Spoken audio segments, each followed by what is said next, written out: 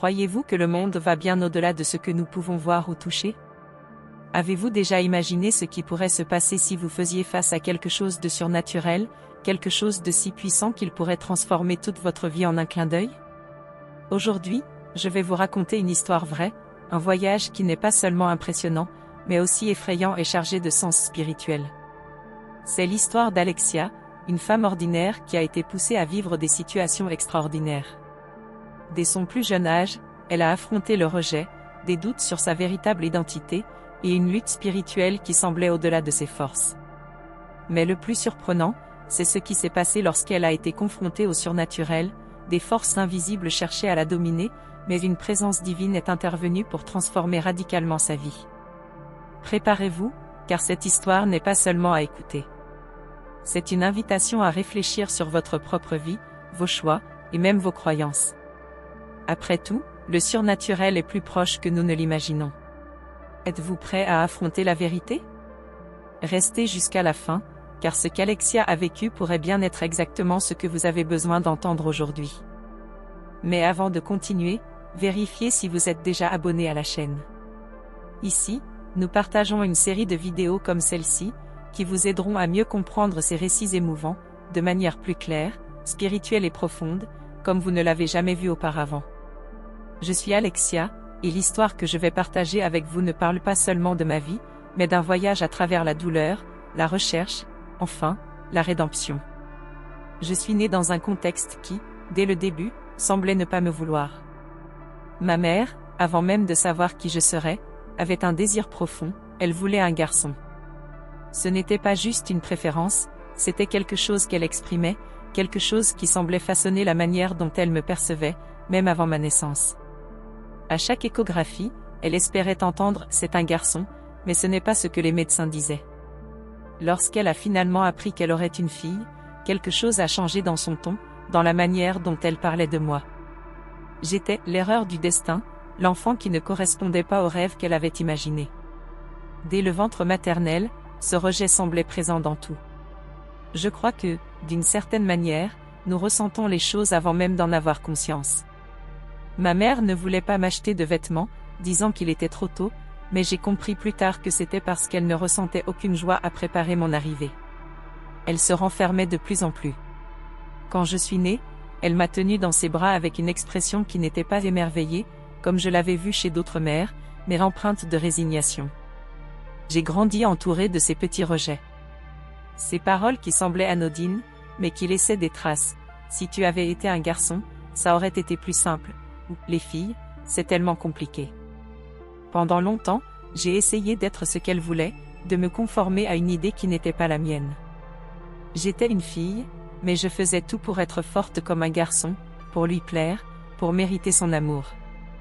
Mais ce que j'ai appris, c'est que le rejet n'est pas un vide facile à combler, et je portais cela avec moi comme une ombre. Ce rejet a semé une confusion en moi. Qui étais-je? Avais-je de la valeur, même sans être ce qu'on attendait? À l'adolescence, cela s'est intensifié. Je me regardais dans le miroir et je me sentais perdue, comme si je n'avais pas ma place. Je me suis mise à tout remettre en question, mon apparence, ma façon de parler, mes choix. Est-ce que j'étais assez bien?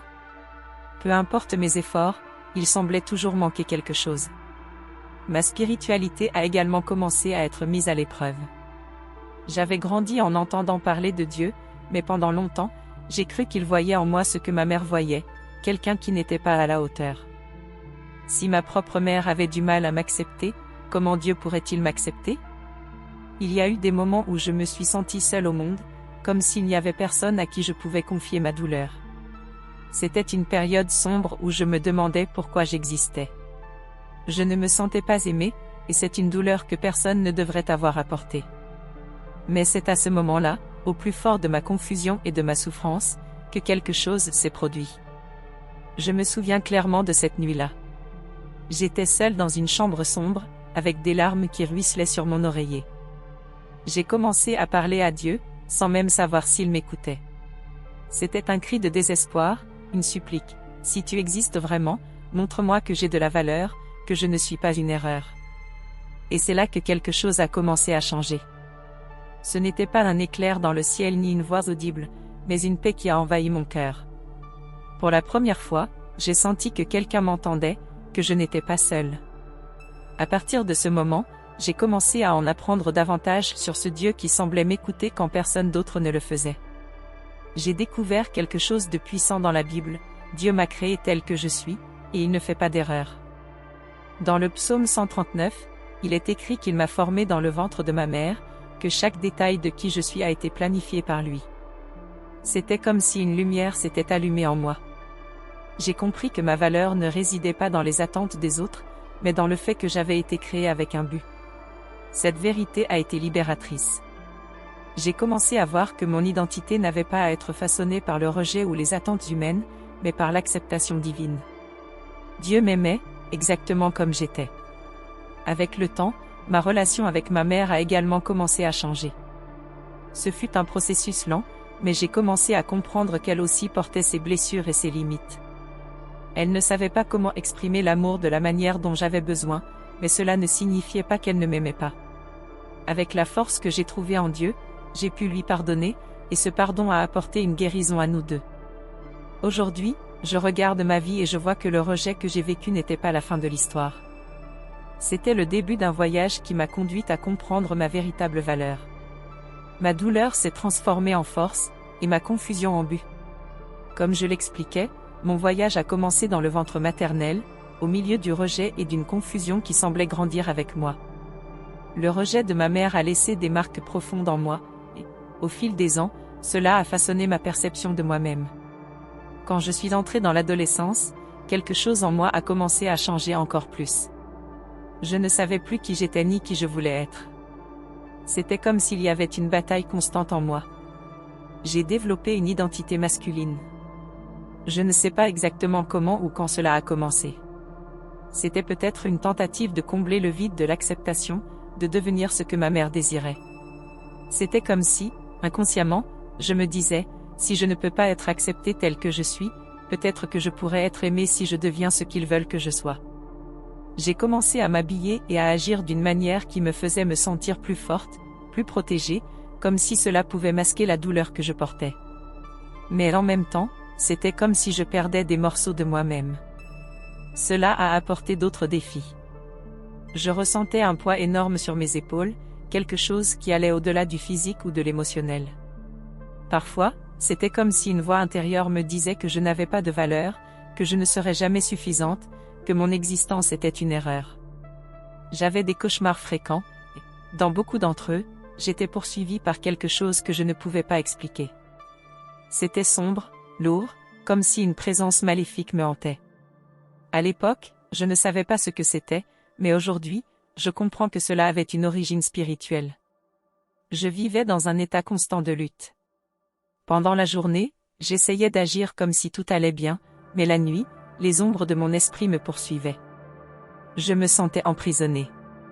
Une partie de moi savait que ce n'était pas normal, mais je ne savais pas comment me battre contre cela. Il y avait une obscurité en moi qui semblait plus grande que moi. C'est pendant cette période que je me suis encore plus éloignée de ma spiritualité. Je pensais que Dieu ne se souciait pas de moi ou, pire, qu'il était déçu de moi à cause de qui j'étais. Je pensais, comment Dieu pourrait-il aimer quelqu'un que même sa propre mère n'a pas pu accepter? Cette pensée était une prison, et je ne savais pas comment en sortir. Mais quelque chose en moi continuait à chercher. Peut-être était-ce un fil d'espoir, une petite flamme qui n'avait pas encore été éteinte. Je me suis rappelé des histoires que j'avais entendues dans mon enfance, d'un Dieu qui libère et restaure. Mais pouvait-il faire cela pour moi? J'étais tellement perdue que je ne savais pas si c'était possible. Un jour, une amie m'a invitée à aller à l'église avec elle. J'ai hésité, car je ne me sentais pas digne d'entrer dans un endroit pareil. Mais, d'une certaine manière, j'ai décidé d'y aller. La vérité, c'est que ma première visite à l'église n'était pas motivée par un profond désir de chercher Dieu. Vous savez, on ne s'approche pas toujours de lui pour les raisons les plus nobles. Dans mon cas, c'était quelque chose de très humain et simple, mon intérêt pour une jeune femme. Oui, c'était ça.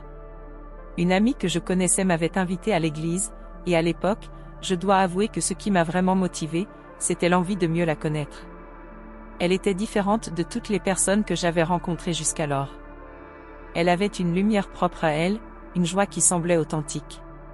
Tandis que je portais tant de poids et d'obscurité en moi, elle ressemblait à un rayon de soleil. Chaque fois que nous parlions, je ressentais un mélange de curiosité et d'admiration.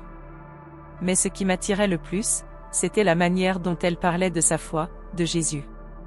Ce n'était ni forcé, ni distant, c'était réel, comme s'il faisait partie de sa vie, ici et maintenant. Ce soir-là, lorsque je suis allée à l'église pour la première fois, j'avais du mal à me concentrer sur le culte. Mes yeux étaient fixés sur elle. Je voulais comprendre ce qui lui donnait une telle certitude en tout cela. Au fond de moi, je me demandais, est-ce que c'est vraiment réel? Ou bien est-ce une façade? Mais quelque chose a commencé à se produire en moi. Alors que j'essayais de me concentrer uniquement sur cette jeune femme qui avait éveillé mon intérêt, les paroles du pasteur résonnaient dans mon esprit. C'était comme s'il s'adressait directement à moi, à la douleur que je portais, au vide que j'essayais de combler avec des choses extérieures. C'était comme si Dieu me disait, « Je sais que tu es venu ici pour une autre raison, mais j'ai quelque chose de plus grand à te montrer. » C'est alors que le pasteur a commencé à parler de libération. Il a dit quelque chose qui m'a frappé de plein fouet. Il y a des personnes ici qui portent des fardeaux qui ne sont pas les leurs. On vous a fait croire que vous n'avez pas de valeur, mais Dieu veut vous libérer aujourd'hui. Ces paroles semblaient s'adresser directement à moi. Mon cœur battait à tout rompre, et avant même de m'en rendre compte, des larmes coulaient sur mon visage. À la fin du culte, le pasteur a invité ceux qui avaient besoin de prière à venir à l'avant. Je ne voulais pas y aller. J'avais peur, j'avais honte. Mais avant que je ne m'en aperçoive, mes pieds bougeaient d'eux-mêmes, et je me suis retrouvée là, à genoux, devant Dieu. Lorsque le pasteur a posé ses mains sur moi et a commencé à prier, quelque chose s'est produit. C'était comme si un poids immense s'était arraché de mes épaules. J'ai senti une vague de chaleur traverser mon corps, et j'ai commencé à pleurer d'une manière que je n'avais jamais pleuré auparavant. À cet instant, je savais que quelque chose de spirituel était en train de se passer. Pendant qu'il priait pour moi, le pasteur a commencé à dire des choses que seul moi je savais. Il a parlé du rejet que je ressentais, de la lutte intérieure que je menais. Il a dit, « Tu n'es pas seul. Dieu a toujours été avec toi, même quand tu pensais qu'il t'avait abandonné. » Ces paroles ont profondément touché mon cœur. C'était comme si une lumière chassait toute l'obscurité que je portais depuis des années. À ce moment-là, j'ai ressenti quelque chose d'indescriptible. C'était comme une vague d'amour et d'acceptation qui m'enveloppait, une sensation que, finalement, j'étais à ma place. Peu importait ce que les autres pensaient de moi ou ce que je pensais devoir être. Pour la première fois, je me suis sentie vue et aimée exactement comme j'étais. Et à partir de ce jour-là, ma vie a commencé à vraiment changer. Ce n'était pas un processus instantané, et tout n'est pas devenu parfait du jour au lendemain. Mais j'ai senti qu'un changement profond s'était opéré en moi. Je n'étais plus seule dans ce voyage. J'avais trouvé un but, une raison de continuer à me battre. Et savez-vous ce qui est encore plus incroyable? Cette jeune femme qui m'avait initialement invitée à l'église a été la personne que Dieu a utilisée pour me montrer le chemin. Mais, au final, ce n'était pas à propos d'elle, c'était à propos de la connexion que je devais avoir avec Jésus. Elle était l'instrument, mais lui était la véritable raison. Ma conversion n'a pas été la fin de la route, mais le début d'une marche remplie de défis et de découvertes.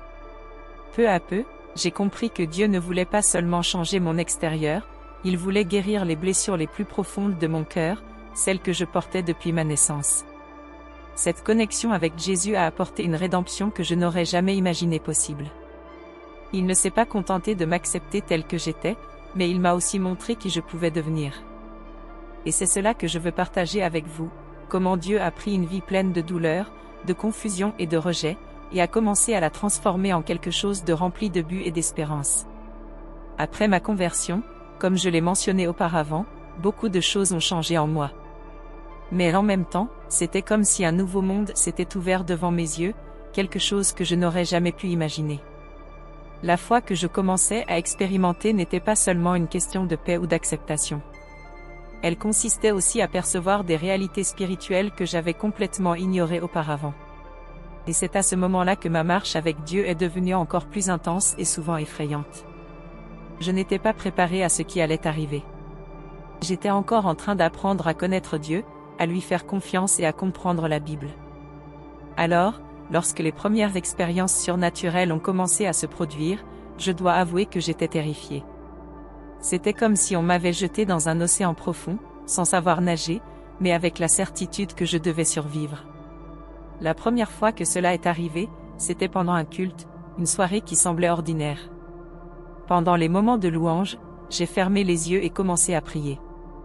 Je ne sais pas comment l'expliquer, mais soudain, j'ai eu l'impression d'être transportée ailleurs. Ce n'était pas un rêve, car j'étais parfaitement consciente. C'était une vision. Je me tenais devant un paysage qui semblait apocalyptique. Je voyais des villes détruites, des gens courant désespérés et appelant à l'aide, mais personne ne répondait. C'était une scène de chaos total, de désespoir et de destruction. Je me souviens qu'un sentiment d'urgence m'a envahi. Je pouvais ressentir la peur des gens comme si c'était la mienne. Ils criaient au secours, mais ne savaient pas où aller. C'est alors que j'ai entendu une voix, claire et ferme, qui disait « Dis-leur de se tourner vers moi avant qu'il ne soit trop tard ». Quand je suis revenu à moi, je tremblais. Je me demandais si tout cela n'était que le fruit de mon imagination ou si c'était réellement quelque chose venant de Dieu. Mais, au fond de moi, je savais que c'était réel. Après cette vision, j'ai commencé à comprendre que ma vie ne serait plus jamais la même. J'avais l'impression d'être constamment observée, comme si quelque chose ou quelqu'un cherchait à m'empêcher de partager ce que j'avais vu. C'est à cette période que j'ai commencé à faire face à des expériences directes avec des esprits maléfiques. La nuit, par exemple, je ressentais des présences dans ma chambre. Parfois, c'était comme si quelqu'un se tenait à côté de mon lit, me fixant. D'autres fois, j'entendais des voix pas dans ma tête, mais autour de moi. Elles murmuraient des paroles effrayantes, cherchant à me convaincre que je ne valais rien, que ma vie ne changerait jamais. C'était comme si j'étais attaquée de toutes les manières possibles. Je me souviens particulièrement d'une nuit que je n'oublierai jamais. Je dormais quand je me suis réveillée soudainement, incapable de bouger. C'était comme si quelque chose de très lourd pesait sur mon corps. J'ai ouvert les yeux et j'ai vu une ombre noire à côté de moi. Elle n'avait pas de forme précise, mais c'était clairement quelque chose de maléfique. J'ai essayé de crier, mais aucun son ne sortait. C'est alors que je me suis souvenu de ce que le pasteur avait dit, « Quand vous sentez que vous êtes en danger, invoquez le nom de Jésus. » C'est ce que j'ai fait, même si ce n'était qu'en pensée, « Jésus, aide-moi. » À cet instant précis, l'ombre a disparu, et j'ai pu bouger à nouveau. J'ai pleuré pendant un long moment, mais j'ai aussi ressenti une certitude, Dieu était avec moi, même dans les batailles les plus intenses. L'expérience la plus marquante, cependant, a été celle que je n'aurais jamais imaginé vivre. J'étais en pleine prière profonde lorsque, soudain, j'ai eu l'impression que mon âme était tirée dans un endroit totalement différent. Je ne sais pas comment le décrire, mais c'était un environnement sombre, lourd et rempli de souffrance. Je savais, sans qu'on ait besoin de me l'expliquer, que j'étais dans une vision de l'enfer. Ce que j'ai vu là-bas m'a marqué à jamais. Il y avait des personnes en plein tourment, criant et pleurant, mais personne pour les entendre.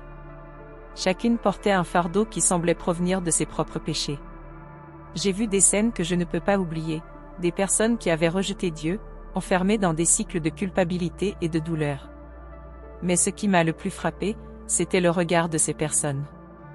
Il y avait du regret, mais aussi une certitude que c'était trop tard pour changer. Je me souviens d'une figure en particulier, une femme enchaînée. Elle pleurait et répétait sans cesse, « Pourquoi je n'ai pas écouté ? Pourquoi je n'ai pas cru ?» C'était comme si ces paroles s'adressaient directement à moi, comme un avertissement que beaucoup de gens pouvaient encore être sauvés avant qu'il ne soit trop tard. Au milieu de cette vision, j'ai entendu à nouveau cette voix ferme, la même qu'auparavant, « Cela n'est pas pour te faire peur, mais pour te préparer. Il y a beaucoup d'âmes qui ont besoin d'entendre parler de moi. » C'est à ce moment que j'ai compris que ce n'était pas seulement une expérience personnelle. Dieu m'appelait à un but plus grand, à partager ce que j'avais vécu et à aider d'autres personnes à comprendre la gravité du choix entre la vie et la mort spirituelle. Quand je suis revenu de cette vision, j'étais complètement épuisé, mais aussi rempli de détermination. Dieu m'avait montré quelque chose que peu de gens ont la possibilité de voir, et je savais que je ne pouvais pas garder cela pour moi. Mais, en même temps, beaucoup de questions me tourmentaient. Pourquoi moi ? Pourquoi ces choses m'arrivaient-elles ? Et comment pouvais-je partager quelque chose d'aussi lourd sans effrayer les gens?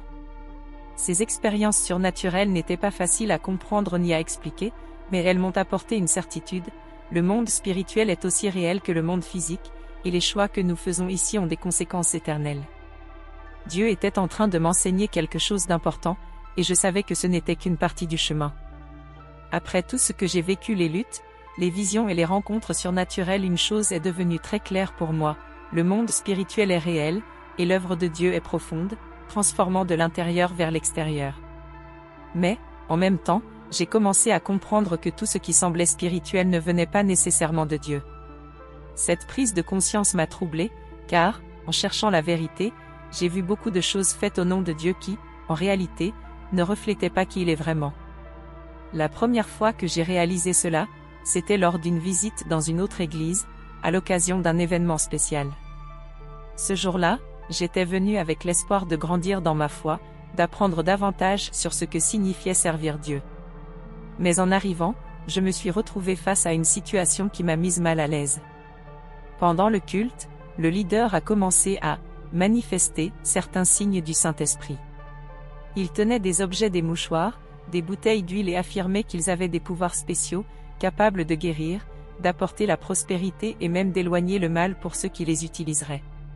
Au début, je dois avouer que j'étais confuse.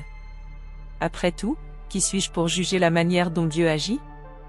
Mais en même temps, quelque chose en moi n'était pas en accord avec ce que je voyais. Je me suis rappelé ce que j'avais appris dans la parole, que Dieu n'est pas un Dieu de confusion, que les dons de l'Esprit sont donnés pour l'édification, pas pour le spectacle. Mais ce que j'ai vu ce jour-là était tout autre.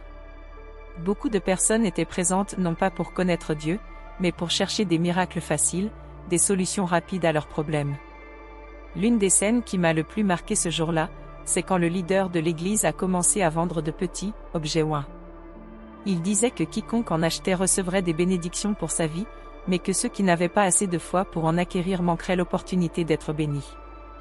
À ce moment-là, j'ai ressenti un serrement au cœur. C'était comme si ces personnes étaient trompées, dupées par quelque chose qui semblait spirituel, mais qui n'avait aucun fondement véritable dans la parole de Dieu. J'ai vu des gens pleurer, se désespérer pour pouvoir acheter ces objets. Certaines personnes dépensaient le peu qu'elles avaient, croyant que cela allait transformer leur vie. Et c'est là qu'une révolte intérieure est montée en moi. Dieu ne nous a jamais demandé d'acheter sa grâce. Il n'a jamais demandé que nous échangions des biens matériels contre des miracles.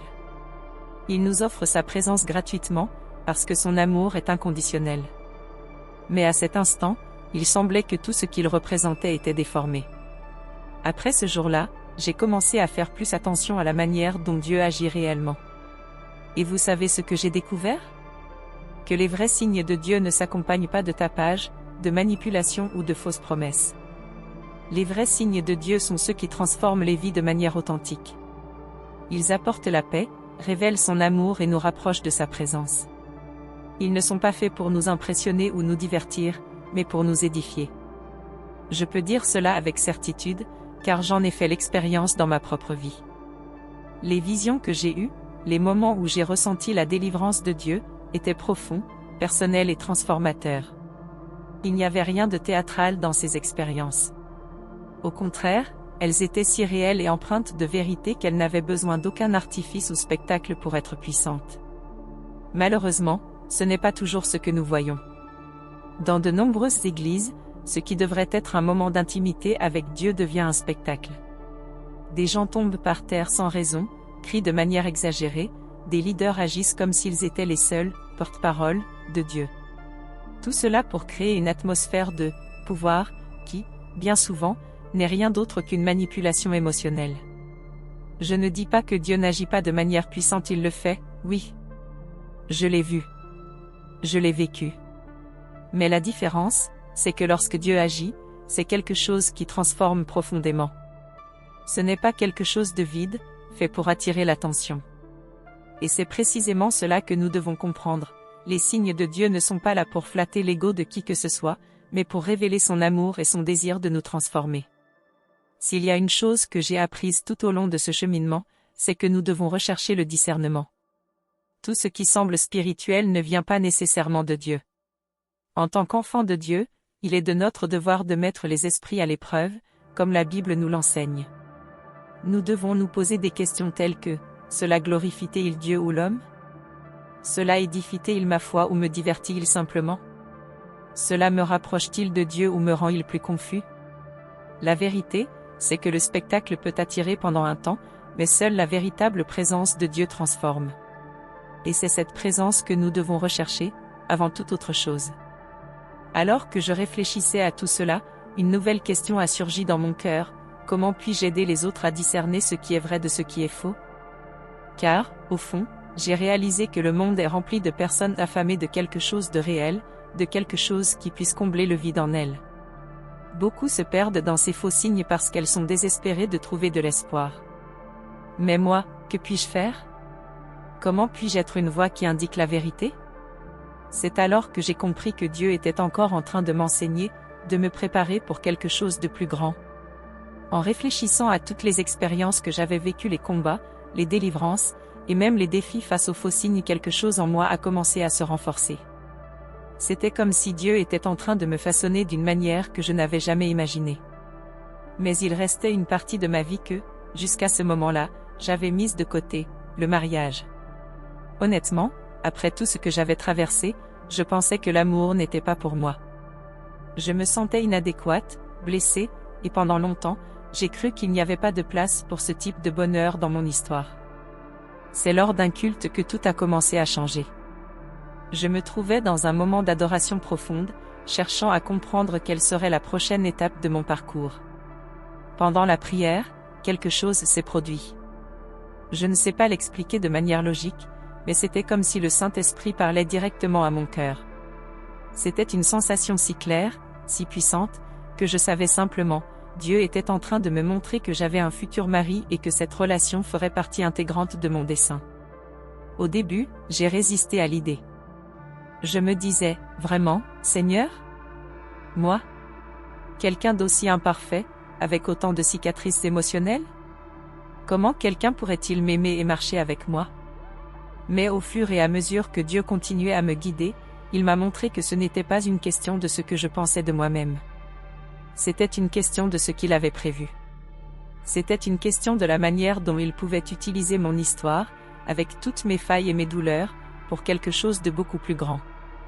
À ce moment-là, j'ai ressenti que Dieu mettait quelque chose de très clair dans mon cœur. Attends. Préserve-toi. Fais-moi confiance. Ces mots ont résonné dans mon esprit pendant des jours. C'était comme s'il me disait que la relation qu'il préparait pour moi serait différente de tout ce que j'avais vu ou vécu. Elle ne serait pas basée sur des désirs passagers ou sur les apparences. Ce serait une relation construite sur une base solide de foi, d'engagement et de dessein. Et avec cette promesse est venu un appel à la pureté. Dieu m'a appelé à attendre le bon moment, à me préserver émotionnellement et physiquement, car ce qu'il préparait était quelque chose de sacré. Je dois avouer que ce n'était pas facile. Nous vivons dans un monde qui valorise la rapidité, où les gens ont peur d'attendre. Mais chaque jour, Dieu me donnait la force de rester ferme dans cette décision. Quelques semaines après ce culte, j'ai eu une vision. C'était si réel que c'était comme un rêve éveillé. Je me suis vue aux côtés d'un homme, et nous étions dans un lieu rempli de personnes. Ce n'était pas un endroit luxueux ou grandiose, c'était simple, mais débordant de vie. Il y avait des jeunes, des enfants, des familles entières qui étaient là pour entendre parler de Jésus. Nous prêchions, chantions, prions, et c'était comme si nos histoires étaient devenues des outils entre les mains de Dieu pour toucher les autres. Dans cette vision, Dieu m'a clairement montré que l'homme qu'il avait prévu pour moi n'était pas seulement mon futur mari, il serait aussi mon partenaire dans le ministère. Ce n'était pas juste une question de mariage, mais une alliance pour un but plus grand. Ensemble, nous attirerions des âmes à Christ, et dans ceux qui, comme moi, avaient souffert du rejet, de la douleur et de la confusion spirituelle. Mais bien que cette promesse remplissait mon cœur d'espérance, l'attente a aussi apporté son lot de défis. Il y a eu des moments de doute. Je me demandais, et si je m'imaginais tout cela? Et si ce n'était qu'un désir personnel qui prenait le dessus? De plus, certaines personnes autour de moi critiquaient mon choix d'attendre. Elles disaient que j'étais trop radicale, que la vie est trop courte pour ce genre d'engagement. Cependant, à chaque fois, Dieu trouvait un moyen de me rappeler sa promesse. Parfois à travers une prédication, d'autres fois à travers un verset de la Bible. Et il y avait toujours cette paix inexplicable qui confirmait que j'étais sur la bonne voie. Alors que j'attends le moment de Dieu, quelque chose d'incroyable est en train de se produire, il me transforme. Avant, je pensais avoir besoin de quelqu'un pour être complète, mais maintenant, je comprends que mon identité est ancrée en lui. J'ai appris à être patiente, à faire confiance au plan de Dieu, et à utiliser ce temps pour grandir aussi bien spirituellement qu'émotionnellement. Cette attente m'a également appris à reconnaître la valeur de l'autre. Lorsque Dieu nous appelle à un but commun, il nous enseigne que le véritable amour consiste à servir, à marcher côte à côte et à aider l'autre à atteindre le meilleur de lui-même en Christ. Et tandis que je poursuis ce cheminement, je me demande, que Dieu réserve-t-il encore pour moi et pour ce ministère qui reste à venir? Comment utilisera-t-il cette alliance pour toucher des vies et apporter de l'espoir à ceux qui sont perdus? Je sais que le chemin est encore long, mais une chose est certaine, chaque pas est un témoignage de la fidélité de Dieu. Et cela me donne la force de continuer à attendre, à faire confiance et à me préparer pour ce qu'il a prévu. Avant de conclure cette histoire, permettez-moi de vous rappeler quelque chose d'important. Si ce message vous a touché, n'oubliez pas de laisser un « j'aime » à cette vidéo. Cela aide YouTube à diffuser davantage ce contenu, nous permettant de continuer à vous alerter et à vous bénir. Merci. Continuons. En partageant mon parcours de foi, de libération et de quête de but, quelque chose de plus profond s'est produit. C'était comme si Dieu m'appelait à une mission plus grande, une mission qui ne concernait pas seulement ma vie personnelle, mais le monde entier. Pendant des moments intenses de prière, j'ai commencé à avoir des visions. Ce n'étaient pas des rêves ordinaires ni de simples pensées vagabondes. Ces images étaient si nettes qu'elles semblaient réelles, porteuses de messages impossibles à ignorer. La première vision a eu lieu une nuit où je priais intensément en intercession. Tout à coup, j'ai vu un ciel sombre déchiré par des lumières brillantes tombant comme des étoiles filantes. Mais ce n'étaient pas des étoiles, c'étaient des météores. La terre tremblait, et chaque impact causait des destructions massives. Des maisons, des villes entières étaient dévorées par le feu et les débris. J'entendais des cris, mais il n'y avait nulle part où fuir. Dans une autre vision, j'ai vu des rivières cristallines devenir noires, leurs eaux contaminées par une substance toxique. Des poissons morts flottaient à la surface, et les personnes qui buvaient cette eau tombaient gravement malades. C'était comme si toute vie était en train de disparaître de la terre. Ensuite, la scène a changé, des champs autrefois fertiles étaient devenus secs, craquelés, dépourvus de toute verdure. Les gens pleuraient de faim, disputant les rares aliments restants avec brutalité. J'ai également vu des effondrements sociaux, des gouvernements tombant, des pays plongés dans le chaos, et l'humanité luttant non seulement pour sa survie physique, mais aussi contre une désespérance spirituelle écrasante. Le climat, les écosystèmes, tout semblait hors de contrôle, comme si la planète elle-même portait le poids des péchés de l'humanité. Au milieu de ces visions, une voix claire a retenti dans mon esprit, « Prépare-toi. Dis aux gens que le temps est compté. » Cet appel direct était impossible à ignorer.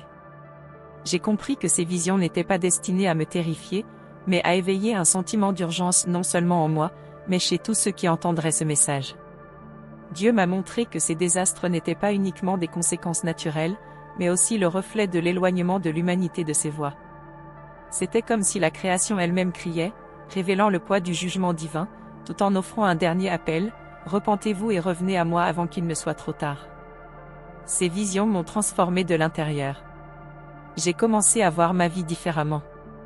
Les choses que je valorisais auparavant, l'apparence, les biens matériels, les distractions de ce monde ont complètement perdu leur importance. J'ai compris que ma mission n'était pas de rechercher le confort, mais d'alerter les gens, de partager la vérité et d'appeler à une préparation spirituelle. Cela a été un fardeau énorme à porter, mais Dieu m'a donné la force. J'ai commencé à utiliser chaque opportunité, que ce soit à l'église, avec des amis ou même avec des inconnus, pour parler de ce qu'il m'avait révélé. Ce n'était pas facile, car souvent, les gens ne veulent pas entendre parler de désastre ou de jugement. Mais, en même temps, j'ai remarqué que beaucoup étaient touchés, ressentant quelque chose de différent, comme s'ils savaient au fond d'eux que ce que je disais était vrai. Ces visions ne sont pas de simples histoires, elles sont un avertissement pour toi qui écoutes en ce moment. Pas pour te faire peur, mais pour te réveiller. Nous vivons une époque où le chaos et la destruction semblent nous entourer, mais la bonne nouvelle est que Dieu nous offre une issue. Il nous appelle à une relation authentique avec lui, à nous repentir et à vivre dans l'obéissance. Si tu ressens que ce message est pour toi, ne l'ignore pas, réfléchis à ta vie, au choix que tu as fait. Et surtout, sache que Dieu t'aime profondément et qu'il veut que tu sois prêt, non seulement pour les défis de ce monde, mais pour l'éternité à ses côtés. Avant de partir, je veux te demander quelque chose de spécial. Si ce message t'a touché, laisse un commentaire ci-dessous. Partage ce que tu en as pensé et, surtout, ce que tu as appris grâce à lui. Raconte ton expérience, pose tes questions, ou partage même tes propres visions si tu en as. Ton histoire pourrait aider d'autres personnes à découvrir la vérité. Et n'oublie pas de t'abonner à la chaîne. Cela nous aide à diffuser des messages comme celui-ci à d'autres qui en ont besoin. Active la cloche pour recevoir des notifications de nouvelles vidéos et mets un j'aime si ce message a fait une différence dans ta vie. Partage cette vidéo avec tes amis et ta famille, car je suis convaincu que quelqu'un autour de toi a besoin d'entendre cette parole dès maintenant. Ah, et avant de partir, je te recommande vivement de regarder une autre vidéo que nous avons sur la chaîne, J'ai vu les pires punitions en enfer, la vallée des condamnés par le péché sexuel, vois maintenant. Dans cette vidéo, nous approfondissons encore plus les révélations que Dieu nous a données et la manière dont nous pouvons nous préparer spirituellement aux temps difficiles. Merci d'avoir été là, de m'avoir écouté et de faire partie de ce cheminement. Que Dieu te bénisse, toi et ta maison, abondamment. Et souviens-toi, il est encore temps de faire la différence. Nous sommes ensemble.